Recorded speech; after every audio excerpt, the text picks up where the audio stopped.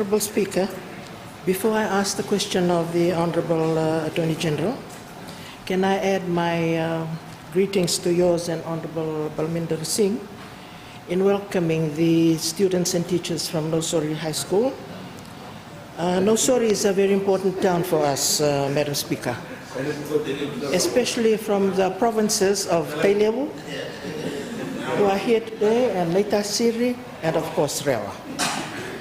So, and I would like to encourage them in their studies, and maybe one day, one or two of the teachers, one or two of the students might be sitting here sometime in the future. And now to my question, Honourable Speaker, to the Honourable Attorney General.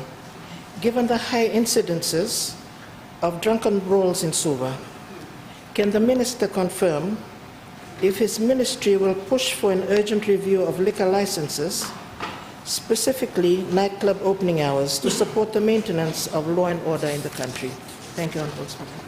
Thank you. I give the floor to the Honourable Attorney General and Minister for Finance, Public Enterprises, Public Service and Communications. Thank you, Madam Speaker. Madam Speaker, I'd also like to echo the sentiments of the Leader of Opposition in welcoming the students from Nosori High School.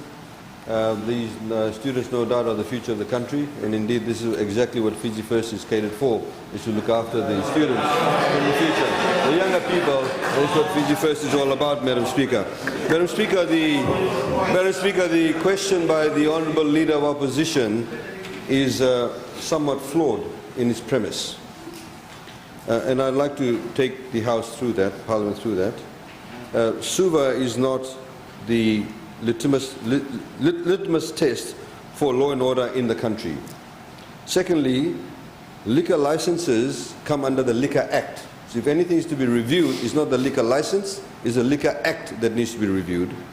And thirdly, Madam Speaker, as we've discovered, of course, every government is concerned about any brawls that may be publicized in the papers. Meetings have been held between nightclub owners and also the police, and they've got letters here from the different nightclub owners here. We've had meetings with them also, and there has been seen that there's no direct correlation between the drunken brawls and liquor licenses or permits that have been issued to, for example, Madam Speaker, those in the special economic zone.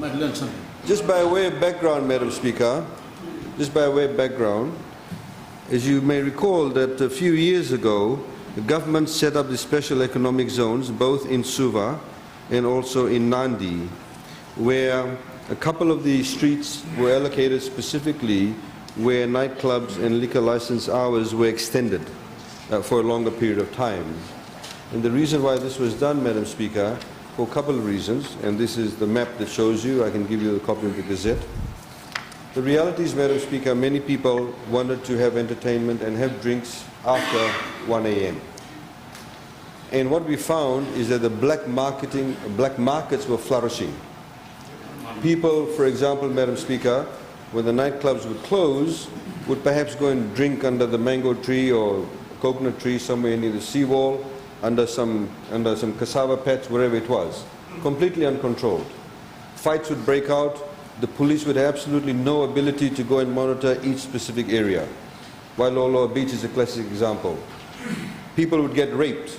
Absolutely no ability to monitor that.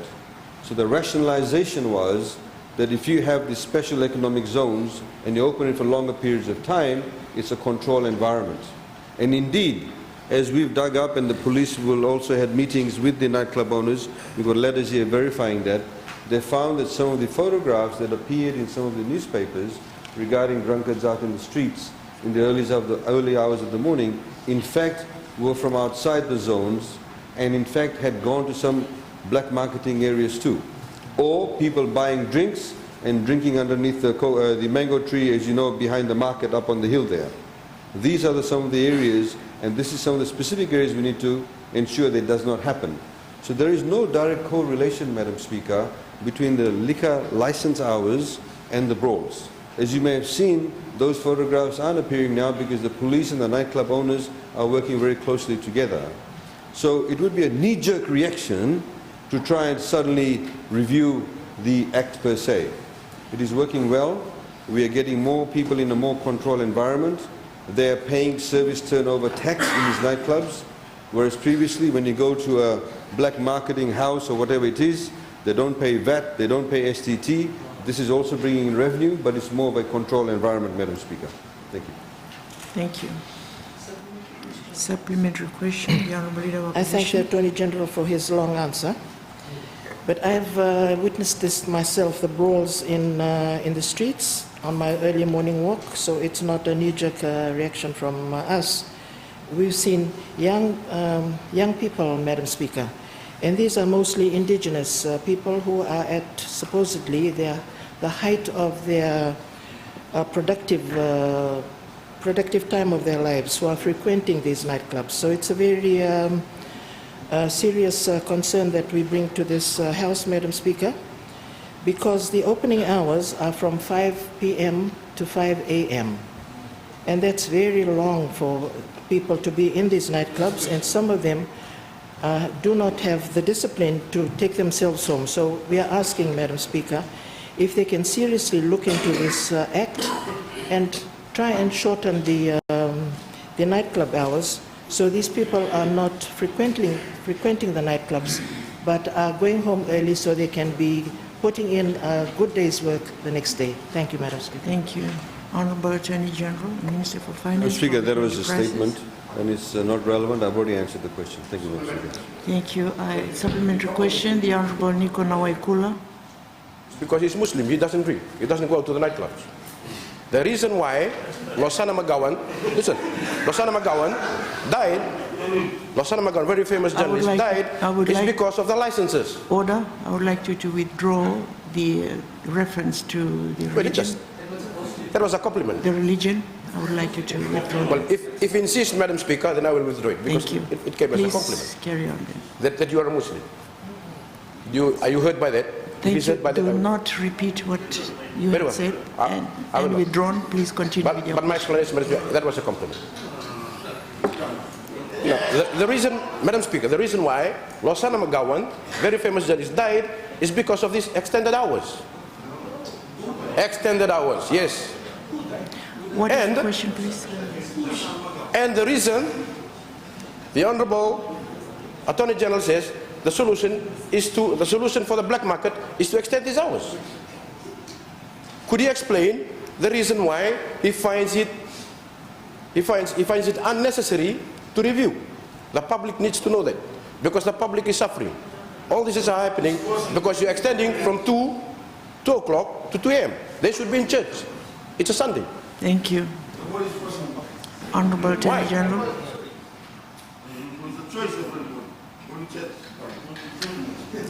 Madam Speaker, the logic from Mr. Honourable Nawaikula is very, very mind-boggling. Seriously. You have somebody, Madam Speaker, who is, the matter I understand is before the courts. No. The matter I understand is before the courts. So how the death occurred is not for him to establish, nor is it for me to establish. And whether there's a correlation between alcohol and the actual death, that's for the courts to also establish. You know that, Mr. Honourable Nawaikula. The reality is, Madam Speaker, is suddenly they've just got hold on something and they're hanging all the ills, all the sins of any single thing is now in the extended hours. The reality is, I've stated before, people can't... Black market problem by that. Madam Speaker, Like you said. Madam Speaker, there have been people who have drunk during the day and punched people during the day. People have been drunk and have had brawls during the day. So is he by extension of logic saying, Madam Speaker, let's ban alcohol in Fiji? No. Is he by extension of logic? Honourable Karavaki agrees with that proposition. See, Honourable Karavaki agrees with that proposition. This is the obtuseness of this logic. This is the obtuseness of the logic. The logic, Madam Speaker, is previously, the reality is, as Honourable Gavoka said before, if there is a demand, how do you curb the demand? The demand is for drinking. So even if you shut down the nightclub at 8 p.m., people still want to drink. And where will they go? You're going to give rise to more black market outlets. That is the issue. That is the issue. Perhaps we need to listen to Honourable Karavaki. The reality, Madam Speaker, is this. We obviously have catered, it's not, pubs aren't open till 5 a.m. everywhere in Fiji. It's only in a designated area, Madam Speaker, to cater for specific needs. Other nightclub owners from other areas have said we want extension. We said no. They said we have a need. They said if somebody wants to drink a longer periods in a legal place, from Nasino they can come down to Suva and drink. Otherwise you don't drink. So that, Madam Speaker, is the logic behind it. It's not something peculiar to Fiji. Many countries have adopted this, Madam Speaker. Yeah, Madam Speaker, see, the other aspect too that the Honourable Prime Minister just reminded me is that apart from stopping the black marketing, you're now actually creating more jobs. We have people drinking in controlled environment, you have more people getting jobs, they have double shifts, we have people now working extended hours, giving more jobs to our young people. That's on the flip side. We also now giving, Madam Speaker,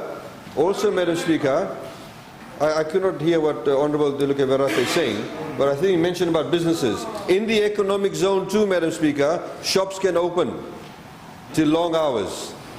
They also can open. So if somebody is opening a restaurant, somebody is selling some watches, somebody is selling other goods, they can open till late hours in those areas too. So it makes sense, Madam Speaker. It's catering for a particular need.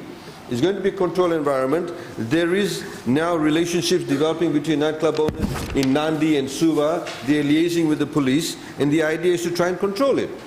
Obviously, if people are going to completely go berserk, the government will always look at it. But the issue is not out of control. We need to look at everything on balance. Thank you, Madam Speaker. Thank you. Supplementary question, the Honourable Prem Singh. I thank the Attorney General for his answers. And just on the special economic zone, particularly in Nandi, from Matintar to Namaka, as you know, this zone has been created within a very densely populated area. And the complaints that come about through Nandi Chamber of Commerce of 2 nightclubs that are operating there, and this is, and I believe the Attorney General has been addressed on this one, that the purpose for which this zone was created was for tourism, for tourists to come enjoy and all. But that defeats the purpose now because it's mostly patronized by the locals, and locals from in and around Nandi. I live there, Prime Minister, so I know better. And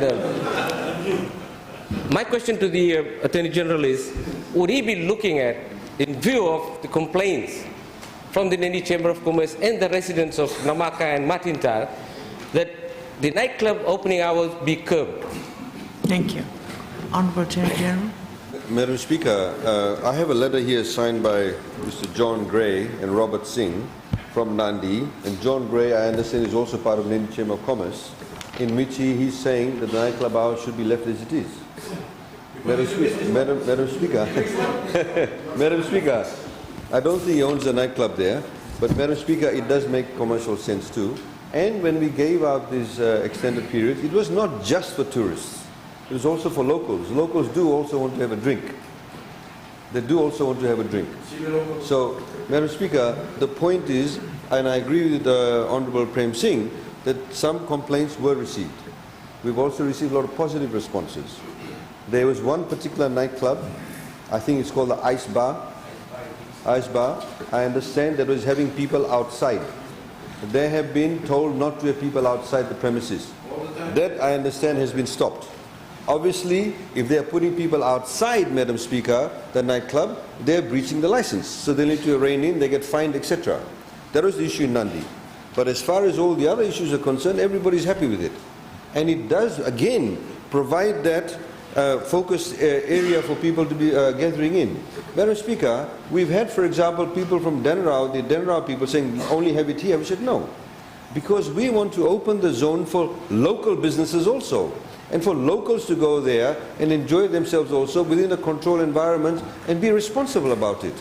So we have local businesses who are benefiting from it, not just the 1 or 2 businesses that run hotel outlets. This is the reality of it, Madam Speaker, and the fact is people do go and drink outside hours, and this is to control that. And we have to recognize that. There are many members in this House who do drink. I'm sure there are many members in this House who have drunk after 1 a.m. That is the reality. Honourable Nawai Kula needs to put his hand on his heart and say that. But that is the reality, Madam Speaker. Thank you. Thank you.